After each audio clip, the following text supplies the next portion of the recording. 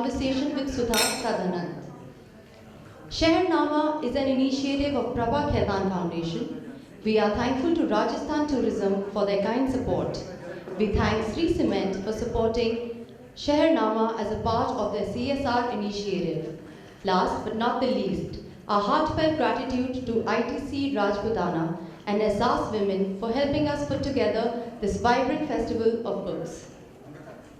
In this session, bilingual anchor Sudha Sadhanand takes the audience on a journey into the history, culture, and cuisine of Bihar with stalwarts in the literary world Abhay K. and Anant Vijay. The session draws from the experience of Abhay, an influential author and diplomat, and seasoned journalist Vijay to take a glimpse into this Indian jewel state. Namaskar, welcome to all of you. I've been, classified as a bilingual anchor. Thank God for small mercies, because I think language is a very, very integral and part of any city. You think of a city and you think of a language, so I think it's very pertinent.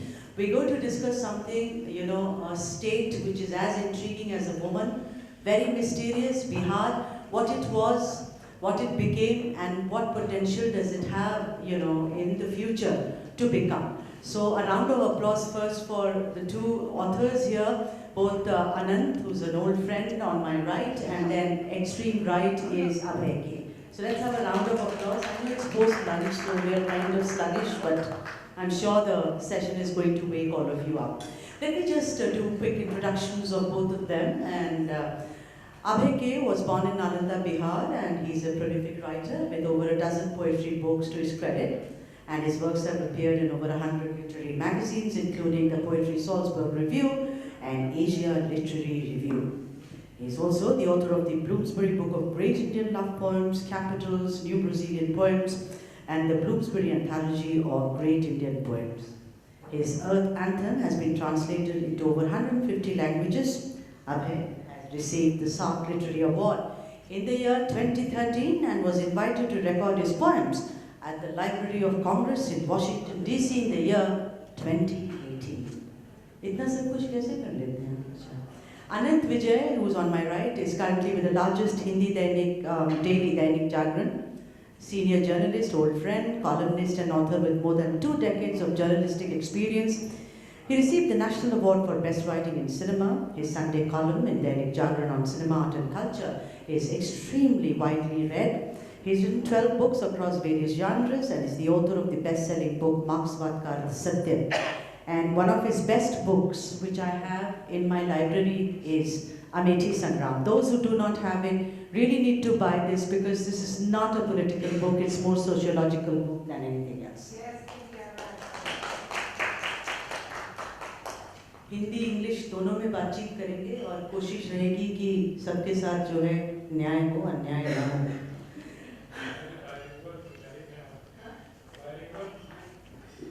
ऐसे भी bilingual प्रचारित हैं आप. तो Abhay, let me start with you. Okay, we are a great nation. We all know that, but one of the reasons is that we have varied languages. Because like I was saying in my intro, a language defines a city. True. You go to Chennai and you hear Tamil, okay, and then you know I am a Tamil and I know I've come home. Like the way Hindustani is spoken very differently in Lucknow and in Bhopal. The line in your book which made me sit up is, he was asked by someone at university, do you speak Bihari? मुझसे भी लोग पूछते थे, थोड़ा मद्रासी बोल के दिखाओ ना, वो महमूद जैसे पड़ोसन में बोलता है, so मुझसे कहा जाता था, why don't you just begin by telling everyone, how is it to have this falsified identity, this weird identity कि बिहारी बोल के दिखाओ, और ऐसे प्रांत से, ऐसे स्टेट से जहाँ पर एटलीस्ट 5 भाषाएं बोली जाती. Correct. So when I came to Delhi University for the first time, I was asked, Bihari zara bolo. And I had no idea what is Bihari like. Bihari is like, it's an identity, but not a language. So I thought that, what they're expecting actually me to speak is Bhojpuri. Because that's what generally, watching films and watching serials and listening to songs, they thought that that's what Bihari is, and I obviously didn't know Bhojpuri because my mother tongue is Maghi, not Maithili, Maghi, which is one of the ancient languages of India, and it's Magdi Prakrit actually, which has given birth actually to many languages. Actually, Hindi comes from that, and also Bengali and Odia and Assamese. They all come from Magdi Prakrit actually.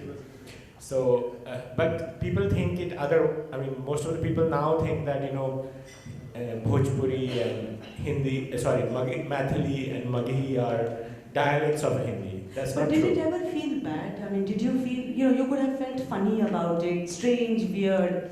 When someone asked me Madrasi bol ke dikhao, I also used to feel hurt. That look, I speak your language. You don't even know what my language is. Did it ever hurt you that way? Not really. I mean, I never took these things personally. So like, I thought they're just ignorant. So. Right. So उसी संदर्भ में I want to ask you, Anand, कि ये जो है कि भाषाओं का पता ही नहीं लग रहा किसी को बाहर. मतलब आप जैसे ही बॉर्डर क्रॉस करते हैं, बंगाल से सटा हुआ है आपका स्टेट, लेकिन वहाँ भी बंगाली मेरे बहुत दोस्त हैं. मुझे नहीं लगता कि उनको भोजपुरी, मैथिली वो कहते हैं कि हाँ बंगला जैसा बहुत है, तो हमें जैसे घर आप बोलते हैं कमरे को, जो वो लोग बाड़ी बोलते हैं घर को, और कमरे को घर बोलते हैं, लेकिन उसके अलावा कोई ज़्यादा नॉलेज नहीं है. आपकी जो एक किताब है अमेठी संग्राम, इसमें ना बड़ी खूबसूरती से आप बयान करते हैं उस क्षेत्र के बारे में. आनंद कहते हैं, परंपरागत हिंदू परिवार की उस दुल्हन की तरह है अमेठी, जो अगर घूंघट उठाए तो निर्लज्ज करार की जाएगी, और अगर उसी में रहे तो पिछड़ी गंवार कहलवाकर अपना दम घुटवाती रहे. तो ये भी करो गलत, वो भी करो तो गलत. ये लाइनें they really stood up for me, jumped at me from the book. आपको लगता है कि बिहार की स्थिति भी कहीं अमेठी की तरह है, उसी औरत की तरह जो असमंजस में? जब आप अभय जी से जो पूछा था, मैं उस पर भी कुछ बोलना चाहूँगा, लेकिन उसके पहले मैं प्रभा खेतान फाउंडेशन, नीलिमा जी, अपरा जी, इन लोगों का धन्यवाद ज्ञापित करता हूँ कि आपने इस प्रतिष्ठित बुटीक फेस्टिवल में मुझे आमंत्रित किया. आप दोनों का और प्रभा खेतान फाउंडेशन का हृदय से आभार और शुभकामनाएं कि आपका ये उपक्रम सफल हो. आपने जो भाषा की बात एक अभय जी से पूछी कि कभी बुरा लगता था कि नहीं लगता था. बुरा सुधार उन्हीं को लगता है जिनको अपनी परंपराओं के बारे में ज्ञान नहीं होता. मुझे मालूम है कि जब भारत में जनपदों की अवधारणा शुरू हुई, काशी, कौशल, अंग, मगध, वज्जी, चेदी, मल्ल, वस्त, अक्षक, अवंती, गांधार, काम्बोज, इन 16 जनपदों की अवधारणा शुरू होने के पहले मैं उस प्रदेश से आता हूं जो मदर ऑफ डेमोक्रेसी है. मुझे मालूम है आज G20 में लोग मदर ऑफ डेमोक्रेसी कह रहे हैं, इंडिया को प्रचारित किया जाता है, लेकिन एक बिहारी होने के नाते मुझे पहले से पता था कि पूरी दुनिया में अगर डेमोक्रेसी या गणतंत्र की शुरुआत हुई तो वैशाली से हुई. कोई मुझे कहता था कि मैं भी दिल्ली यूनिवर्सिटी में आया तो उस समय बिहारी गाली थी, और 91-92 के आसपास उस समय ओए बिहारी कहा जाता था, है ना. तो हम उस समय ये देखते थे कि न सिर्फ सड़क पर बल्कि ब्यूरोक्रेसी में भी. तो उसी लिहाज से और विश्वास पूर्वक अगर सामने वाले को उत्तर दिया जाए तो वो घबराता भी था. हमें बुरा लगता या नहीं लगता वो बात की बात थी, लेकिन हमारा उद्देश्य होता था कि हम उसको घबराने के लिए विवश कर दें, मजबूर कर दें उसको. तो ये बात रही. दूसरा आपने पूछा कि बिहार दरअसल असमंजस में वो राजनीति में चला जाएगा, इसलिए मैं नहीं जाना चाहता. हाँ, राजनीति का ये मंच नहीं है. हाँ, वही है कि परसेप्शन उसी से बनता है ना कि जब आप क्या करें, चाहे अनचाहे, आपके राज्य के बारे में पता तभी चलता है या तो फिल्मों में उस कैरेक्टर को दिखाया जाए या राजनीति में वो कैरेक्टर दिखे. अब मद्रासियों के बारे में लुंगी पहन के पुंगी बजाने वाला अगर वो फिल्मों में न दिखाया जाता या मजाक नहीं उड़ाया जाता, या फिर बिहारियों के बारे में जिस प्रकार फिल्मों में आया, मेरा इसमें दूसरा टेक है. मैं इसको वो देखता हूँ कि फिल्म वाले मजाक उड़ी का उड़ाते हैं जिनकी धमक होती है देश में. एक जमाने में तमिल और केरल के लोगों की ब्यूरोक्रेसी में पूरी धमक थी तो उनका मजाक उड़ता था. बाद में बिहार के लोगों की धमक बढ़ी पूरे देश में तो उनका मजाक उड़ने लगा कि ये एक सिक्के का दूसरा पहलू भी है, या फिर राजनीति से तय होता है। जैसे तमिलनाडु को लेकर जब धारणा बदली, जब वहाँ महिला नेतृत्व तो मजबूती के साथ उभरा, जब वहाँ द्रविड़ आंदोलन चले, जब वहाँ जाति के खिलाफ आंदोलन चले, जब वहाँ हिंदी के खिलाफ आंदोलन चले, या बिहार में फिर जब राजनीति एक मस्खरापन हो गया, मतलब आप कुछ भी करो उसको मजाक में आगे बढ़ा दिया जाता था। तो मुझे लगता नहीं कि असमंजस जैसी कोई स्थिति बिहार को लेकर है। बिहार के लोगों में मैं एक डिस्क्लेमर पहले दे दूं, मैं बिहार का हूँ, है ना, इसलिए मेरे तारीफ को वो बचाव न समझा जाए। हाँ, चल ही रहा होगा जी, इतना विश्वास बिहार के अलावा किसी में होता नहीं। और मैं भी यहाँ कह दूं, 2 बिहारी मुझ पे भारी। वैसे तो एक ही बिहारी सब पर भारी होता है, लेकिन आपके आपकी जो किताब है Abhay, the book that you a writer, you start researching and it's such a kind of an endless tunnel कि कितना करूँ। There are lots of people here, one of my favorite authors is sitting here and I know you have to keep being at it कि कभी लगता नहीं होगा। आपने लिखा है उसमें that you found that how there is a complete lack of translations also. Where do you go? How do you figure? Suppose you want to read Vidyapati or Nagarjun, कहाँ जाएंगे आप? So now, do you think with Tomes of Sand, that has put India on the global map, and so far as translation is concerned, do you think things will improve? Do you hope for things to improve? Do you think things should now improve here on? Things are already improving, I think. I saw a list of like 100 translated books, somebody put it on a Twitter thread, published last year in India itself. So there are more and more translations happening, more and more regional languages are being translated into English. And for example, this book brings for the first time many of translations for the first time from many languages of Bihar, like for example Maghi or Angika or Vajjika or and so on. There have been translations before from Mathili and Bhojpuri, but this book has for the first time brought into prominence many of the stories and poems which were never translated before into English. So I see that, I have myself, inspired by the success of this book, translated the first Maghi novel called Phool Bahadur, which will be coming soon. So there is more and more translations happening, not only in Bihar but also across the country. Right. And you saw also like Gitanjali Sri's book being awarded the International Booker Prize. So you see a trend now that, and actually India's rich literature lies in regional languages. Right. I have also edited, for example, several poetry anthologies. Yes. And these anthologies come from 28 different languages of India. Yeah, so this is really very encouraging, and a Yes. round of applause considering Prabha Ketan Foundation. All of you work towards translation. So, it is so nice to know, heartwarming rather. अनंत, आप वरिष्ठ पत्रकार हैं, दिल्ली के TV news room में आपने काम किया है, मैंने भी किया है। वहाँ पर बिहार से आने वाले पत्रकारों का बहुत बड़ा योगदान है, इसमें कोई आश्चर्य नहीं है। एक तरफ हम बिहार में जो शिक्षा का जो पिछड़ापन है उसकी बात करते हैं, और दूसरी तरफ आप हो या फिर रवीश कुमार हो, बिहार का योगदान अभूतपूर्व है। तो ये जो विरोधाभास है कि शिक्षा में पिछड़ापन, लेकिन मेरे जो कलीग्स रहे जिनसे मैंने हिंदी सीखी, सोचना सीखा, सब बिहार से थे, अच्छे पढ़े लिखे, तो ये विरोधाभास है क्यों? कहाँ पर ये बिहार को पीछे धकेलता है? अगेन ये परसेप्शन की बात है कि यथार्थ है? कठिन प्रश्न है थोड़ा।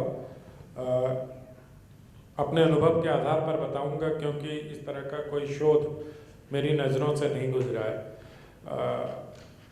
ये दरअसल एक तो क्या कहते हैं आप, परसेप्शन और रियलिटी। जैसे उनकी किताब है ना एक डीडी कोसाम्बी की, मिथ एंड रियलिटी, तो जिस प्रकार हिस्ट्री में मिथ एंड रियलिटी पेश किया गया इस देश को लेकर, और मैं कई बार देखता हूँ कि भारत को की जो छवि अंतर्राष्ट्रीय स्तर पर बनाई गई विद्वानों के द्वारा, पश्चिम के विद्वानों के द्वारा, और बिहार की छवि जो देश भर में व्याप्त की गई, इन दोनों में बहुत समानता है। जैसे आप अभी तमिल की बात कर रही थी, तो पूरे मद्रास में एक भाषा है ना, तमिल। केरल में एक भाषा है मलयालम, मलयाली। कन्नड़ एक राज्य की एक भाषा, तेलुगु आंध्र, और अब 2 राज्य में हो गए तो वो भाषा। लेकिन अगर आप बिहार में देखिए तो बिहार और भारत में बहुत समानताएं आपको मिलेंगी। बिहार में भी आपको मैथिली, भोजपुरी, अंगिका, वज्जिका, मगही, मतलब, और इन लोगों से अलावा भी कई सारी भाषाएं। और भाषा मैं सिर्फ इसलिए कहता हूँ कि इनके अपने व्याकरण हैं, इनका अपना साहित्य है। तो ये जिस प्रकार की मुझे लगता है कि कुछ न कुछ समानता भारत और बिहार में जो है उसको लेकर कहीं अवधारणाओं का एक खेल हुआ है, इन्वर्टेड कोमा में खेल हुआ है। वो बौद्धिक जगत में हो, अकादमिक जगत में हो। अभी आप जैसे इनके अनुवाद की बात कर रही हैं, तो मतलब मुझे नहीं लगता कि विद्यापति के पदों का अनुवाद करना किसी अंग्रेजी वाले के बूते की बात है। क्योंकि विद्यापति जब अपने पद में कहते हैं कि ये कन्हई मैंने अपनी सहेली को तुम्हें सौंप दिया है, और ये एक कमल के फूल के समान है, और तुम्हारा कन्हई भ्रमर के समान है, जरा हौले हौले इसका ध्यान रखना। अब मुझे इसको लगता है, मैं जब इसकी तुलना शेक्सपियर के उससे करता हूं, तो वहां भी इस तरह के मतलब एक्सट्रीम रोमांटिक सीन का वर्णन नहीं मिलता है। अब जैसे नागार्जुन की कविता, आपने नागार्जुन का नाम लिया, बहुत दिनों तक चूल्हा रोया चक्की रही उदास, बहुत दिनों तक कानी कुतिया सोई मेरे पास। ये जब इमरजेंसी के और उस समय दौर में वो गाते हैं, तो अब इसका अंग्रेजी में अनुवाद सोचिए कि बहुत दिनों तक चूल्हा रोया चक्की रही उदास, चक्की मतलब जिससे वो होता है, अब बहुत दिनों तक कानी कुतिया सोई मेरे पास। तो इस तरह की चीजों के अनुवाद में मर्म को पकड़ना है ना। आपने नाम लिया एक लेखिका का जिसको बुकर प्राइज मिला है, और आप लोग आह्लादित भी हैं, लेकिन अनुवाद बहुत खराब है उसका। ये कहने का दुस्साहस मैं इस मंच से कर रहा हूं, तो मैं, क्योंकि वो जो हिंदी के नुआंसेस हैं उसको वो नहीं पकड़ पाई। तो इस प्रकार से अगर आप देखें तो बिहार को लेकर जिस प्रकार की धारणा बनाई गई है और उसको पुष्ट किया गया है, वो ठीक उसी प्रकार है जिस प्रकार भारत को सपेड़ों का देश, वो सांप नचाने वालों का देश, ए.एल. बैशम से लेके और रोमिला थापर तक की एक जो लंबी परंपरा है भारत को डिबीन करने की, वैसा ही कुछ मुझे लगता है बिहार के साथ भी हुआ। What I also loved about the book is that, you know, your book begins by poems by 2 women poets, you know. So right. The second one, which is titled Peace at Last, it is so beautiful. It's by Sumangat Mata, if I'm pronouncing it right. May I request you to please read it out? I mean, peace at last. Imagine, I mean, it's really, I mean, you hear it.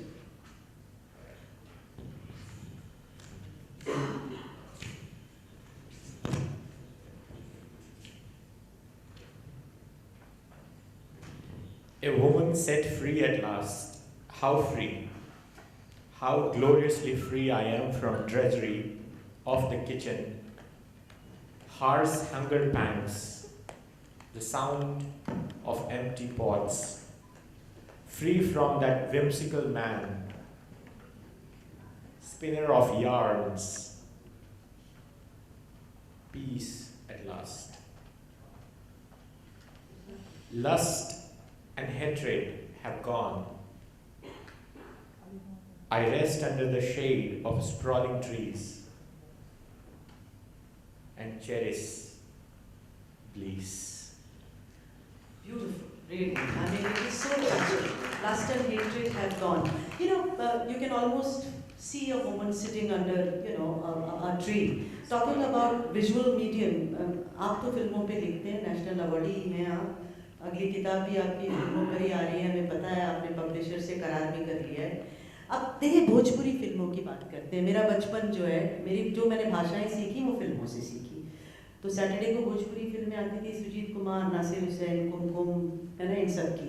और अभी भी जो film industry में हैं कलाकार हैं, अगर आप देखें, पंकज हैं, मनोज बाजपेयी हैं, संजय मिश्र हैं, विनय शुक्ल हैं, ये सब बिहार से आते हैं। लेकिन भोजपुरी फिल्मों का स्तर आज भी अगर आप देखें, और मुझे इंटरेस्ट है इसमें, इतना गिरा हुआ क्यों है? अभी वो तो उनके हाथ में है film, because a film is part of culture, it is what makes a state.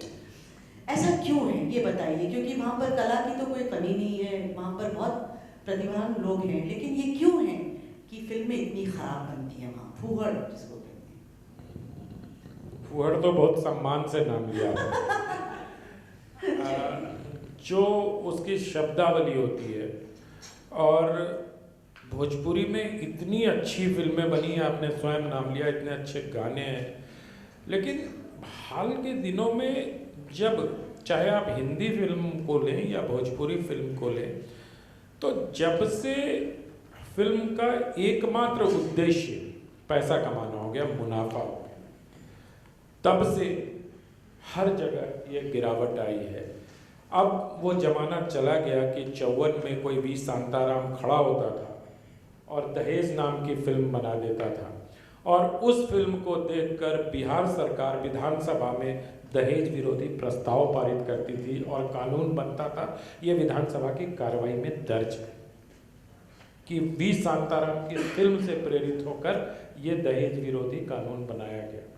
मैं अभी आर्काइव्स में रिसर्च करने के दौरान मुझे अखबारों में इसका उल्लेख मिला।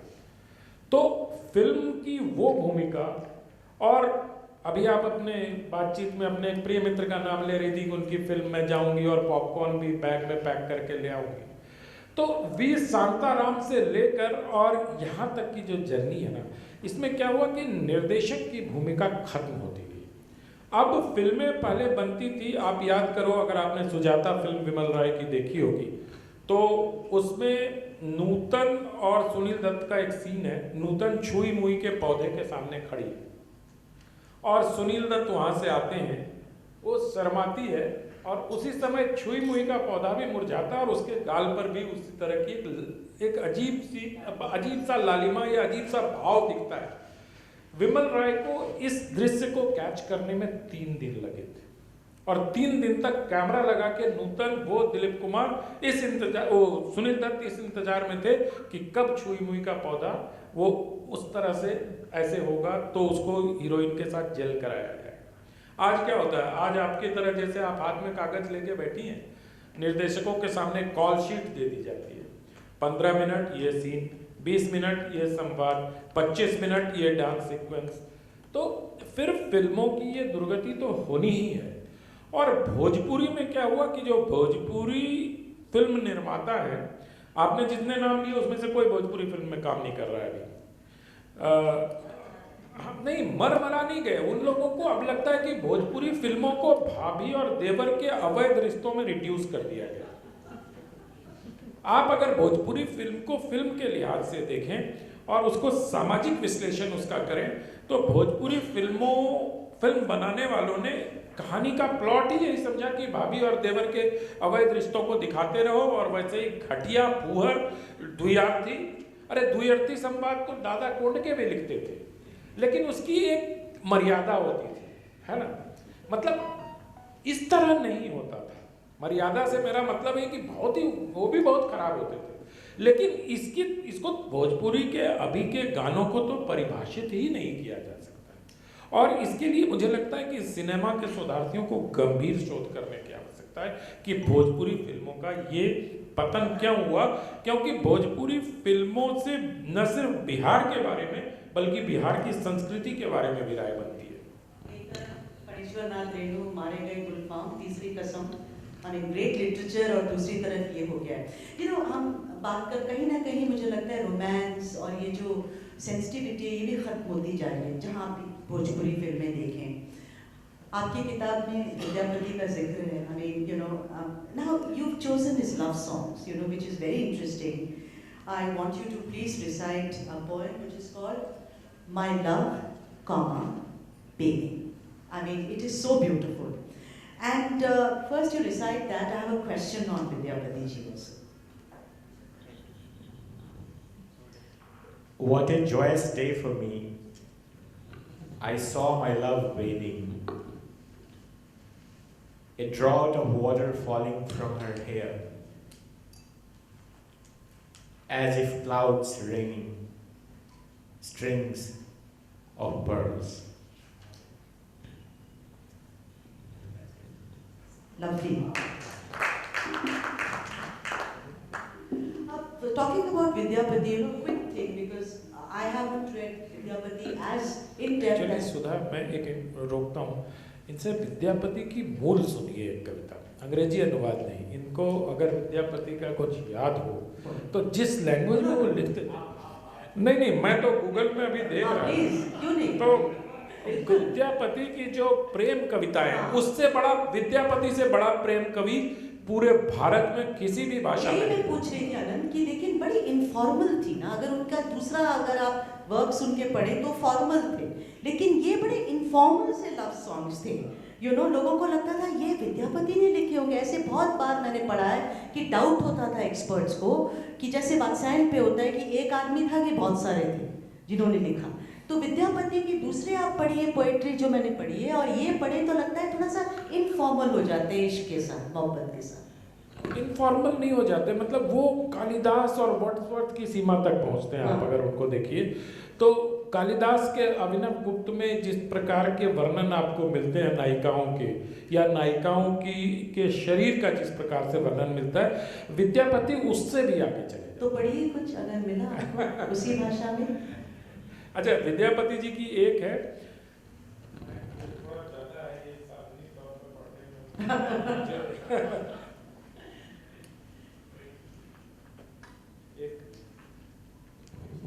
कामिनी करे सनाने हृदय हने पचवाने, चिकुर गरे जलधारा जनिमुख ससी डरे रोए अंधारा। अब इसका हिंदी अनुवाद अगर मैं पढ़ दूं, कुछ कुछ चारु चकेवा नियकल मिलत आनि कोन देवा, ते संकाय भुज पासे बांधि दैल उड़ी जायत आकाशे। कामिनी नहा रही है, देखते ही पंचबाग मतलब कामदेव हृदय को घायल करता है, बालों से पानी की धार नीचे बही जा रही है। आप इसको पढ़ेंगे तो लगेगा कोई पेंटिंग देख रहे हैं। बालों से पानी की धार नीचे बही जा रही है, लगता है मुख चंद्र के डर से अंधकार रो रहा है। अब बिंब देखिए, मुख चंद्र के डर से, मतलब अंधकार इसलिए रोक रहा है कि उसके मुंह पर इतना मतलब चंद्रमा की तरह कि वो अंधकार डर के कहीं हमें हटा ले।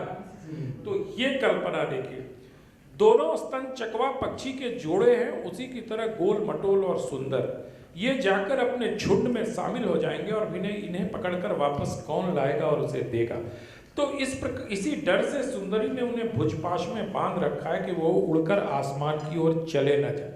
तो विद्यापति की जो कल्पना जहाँ तक जाती है कविता के इतिहास में, वो कल्पना मेरे जानते, अभय जी बेहतर बताएंगे, विलियम शेक्सपियर और कालिदास दो ही पहुंच पाते हैं वहाँ। विद्यापति अभी पूरी तरीके से, जिनको कहते हैं कि उनके बारे में न तो प्रचारित किया जा सका, न उनके बारे में भारत के लोगों को पता है कि हमारे बीच एक इतना महत्वपूर्ण रोमांटिक कवि है। Do you agree with what Anand is saying? I mean, you have quoted, I mean, you have selected his poems, but it's very true. Unless you are deep into literature, I don't know how many people even know who Vidyapati is. Truly, I have translated him, I mean, for other anthologies as well. And he's truly what Anandji said. Let's talk about someone who's extremely popular, and that being Chanakya or Kautilya, who he was. And let me read one particular, what he's quoted in his book, which is very interesting. See, he who rushes to the uncertain, leaving behind the certain, loses the certain. I mean, I'll read it again. He who rushes to the uncertain, leaving behind the certain, loses the certain. Now, Abhay, as one understood Chanakya or read Kautilya, हमको लगता था कि वो जो हैं बड़े practical हैं, उन्होंने जिस तरह का उनका जीवन था वगैरह। लेकिन when I read this in your book, it seems like he's more philosophical than anything else. Well, I mean, here he is philosophical, but also, I mean, if you read his Arthashastra, the if you read his, I mean, he's different in different works. So he's not just one. And these are, I mean, these are the selections from Chanakya Niti. And this is also very practical in a way that it tells you that don't really go after uncertain things. Because one who goes behind them loses the certain things, and uncertain is. So you're saying he's a bit of both, is what you're saying. Like he's also practical, he's also like, philosophical. So it's like a practical advice. Okay, right. ये जो किताब है अमेठी संग्राम, इसको आप पढ़ेंगे तो इसमें सबसे खूबसूरत चीज़ एक और है, और मैं बिहार के संदर्भ में आनंद से पूछूंगी। वो कहते हैं कि जो चेंज आया वहाँ पर, जो अमेठी रुक सा गया था, ऐसा लगता था जैसे कि किसी ने उसकी जो प्रगति है उसको रोक के रखा हुआ है, बांधा हुआ है उसको। So he talks about how Smriti Irani, and we're not going to talk politics, we're only talking about from the sociological point of view, about how, and look at it as a project, जो बंद हो गया उसको फिर से चालू किया किसी ने. The way she changed things, the way she made things happen.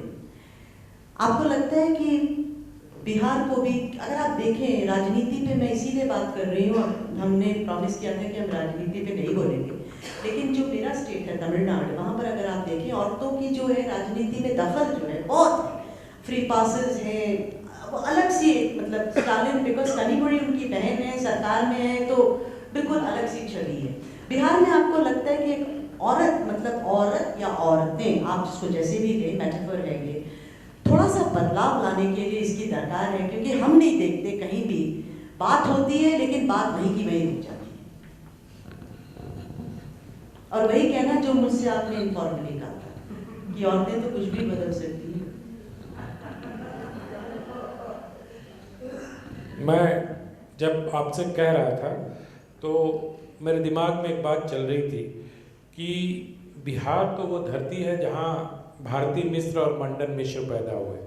Mandan Mishra वो शख्स थे जिन्होंने शंकराचार्य से शास्त्रार्थ किया, और मंडन मिश्र जब पराजित हो गए शंकराचार्य से, तो भारती मिश्र ने परकाया प्रवेश करके अपने पति के शरीर में प्रवेश करके शंकराचार्य को परास्त किया। तो बिहार ऐसी भारती मिश्र की धरती है। लेकिन जब आप समकालीन समय में ये प्रश्न पूछती हैं तो मुझे लगता है कि बिहार को अभी ढेर सारी भारती मिश्र की आवश्यकता है, क्योंकि मेरा अपना मानना है कि पुरुषों के मुकाबले महिलाएं मैनेजमेंट से लेकर फाइनेंस से लेकर, और मैं तो महिलाओं को इनको कहा कि मैं तो उनको अन्नपूर्णा मानता हूँ। हमारे घर में कोई आता है, कब खाना बना के कब उसका आतिथ्य हो जाता है आपको पता भी नहीं चलेगा। तो महिलाओं के अंदर एक इनबिल्ट ये गुण है। तो बिहार को अगर बेहतर करना है तो बहुत आवश्यक है इस बात का, मतलब बहुत आवश्यकता है इस बात की कि वहाँ कई भारतीय मिश्र हों, कई अन्नपूर्णाएं हों, जो उस प्रदेश को न सिर्फ बेहतर मैनेज कर पाएंगी बल्कि उसको और समृद्ध भी बना पाएंगी। Now some people want to ask questions because these 5 minute बाकी हैं, तो प्लीज अपना हाथ खड़ा करिए और सवाल पूछिए। जी बोलिए। मेरा सवाल है आनंद जी, आप सिनेमा में जो बोल रहे थे तो आप राष्ट्रीय सिनेमा पे भी बोल रहे थे, आप हिंदी सिनेमा पे भी बोल रहे थे, और आप कह रहे थे कि सिनेमा बहुत खराब हुआ है, पहले से बहुत खराब हुआ है। लेकिन आनंद जी मुझे ये बताइए, आप जो इमर्जिंग फिल्म मेकर्स हैं जो 2008 के बाद में जो आए हैं, जैसे खोसला का घोसला के वहाँ से, उसके बाद में और फिल्में जो बनी हैं जैसे न्यूटन जैसी फिल्म है, आर्टिकल 15 है, या फिर जो उस तरह की फिल्में हैं, उस सिनेमा को आप किस तरह से देखते हैं? जो सिनेमा झकझोर भी करता है, जो सिनेमा आपको it also like makes you think, how do you look at that kind of cinema? Is that also like third rate cinema? Is that also like you know, how do you look at that? Sir आपका शुभ नाम? नरेंद्र कौशिक जी, बहुत अच्छा प्रश्न है आपका। देखिए, अगर cinema के क्राफ्ट के तौर पर देखें तो न्यूटन के बारे में मैं कुछ नहीं बोलूँगा, क्योंकि मुझे मालूम है कि न्यूटन किस फिल्म की प्रतिकृति है, ठीक है, आपको भी पता होगा, इसलिए उसको बहुत अच्छा मान लेना ये जरा फिल्मकार के साथ उदारता दिखाना होगा, तो उसको अभी हटा देते हैं। बाकी फिल्म बनाने के दो उद्देश्य होते हैं, एक तो व्यापक जनता तक वो पहुंचे, और आप जितने भी फिल्मों का नाम ले रहे हैं उनका हश्र वो समानांतर सिनेमा वाले दौर के उन फिल्मों का हुआ कि वो बना तो लिया आपने बहुत अच्छा, लेकिन जनता ने उसको पसंद किया, या कौशिक साहब और अनंत विजय जैसे लोगों ने अच्छे से देख के ओहो क्या क्राफ्ट है, what is the wow music, ये वाओ म्यूजिक वाली फिल्में हैं, मैं मानता हूँ उसको, ओह कितनी अच्छी एक्टिंग है, उससे संदेश भी निकला। लेकिन जंगल में मोर नाचा किसने देखा? मेरा कहने का आशय ये है कि आर जैसी फिल्में भी बननी चाहिए, जिसमें एक संदेश भी हो, जिसमें कहानी भी हो, जिसमें संगीत भी हो, और जो व्यावसायिक रूप से बम्पर सफलता भी हासिल करे, क्योंकि जब तक आप व्यावसायिक रूप से बम्पर सफलता हासिल नहीं करेंगे आपका संदेश नहीं पहुंचेगा।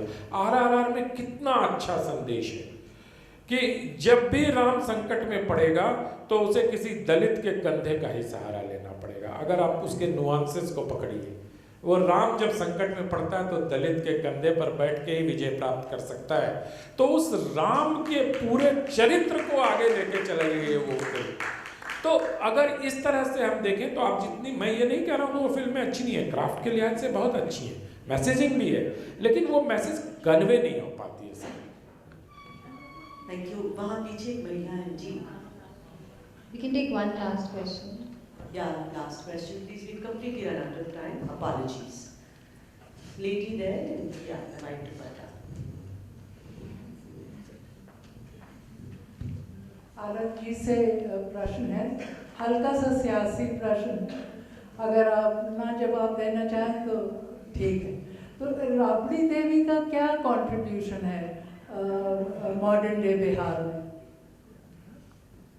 मैं जानता था कि यह प्रश्न आ सकता है, इसलिए मेरे उत्तर न देने का कोई अर्थ नहीं है। मैम, अगर नकारात्मक ढंग से उसको देखना चाहें तो राबड़ी जी का कोई कंट्रीब्यूशन नजर नहीं आएगा, लेकिन अगर आप सकारात्मक तरीके से उसको देखना चाहें तो एक ऐसी महिला ने जो पहले अपना नाम नहीं लिख पाती थी, उसने अपनी एक पार्टी को 5 साल से ज़्यादा तक बचाए रखा, अपने परिवार को बचाए रखा और अपने पति की विरासत को भी बचाए रखा। एक महिला जिसने किसी हार्वर्ड और किसी स्टैनफोर्ड यूनिवर्सिटी से मैनेजमेंट की डिग्री नहीं ली, लेकिन बावजूद इसके उसने उसमें वो मैनेजमेंट स्किल था कि एक चीफ सेक्रेटरी के सहारे उसने न सिर्फ पार्टी को बचाए रखा बल्कि अपने पूरे परिवार को भी बचाए रखा, संभाला, जबकि उसका पति जेल में था। तो ये कंट्रीब्यूशन मैं राबड़ी देवी का मानता हूँ।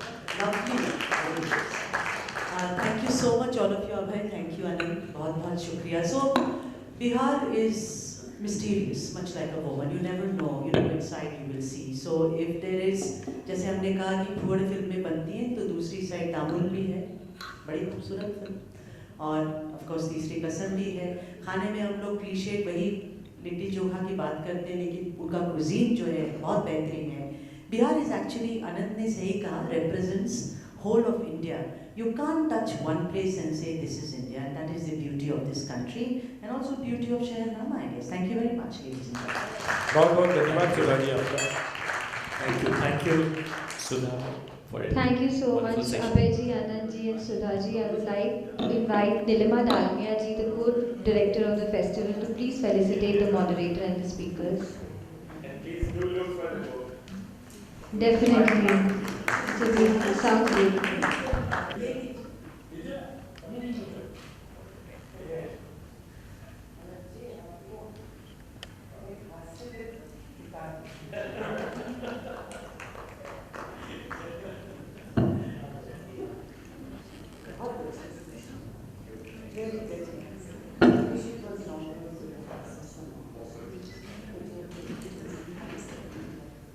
रोकना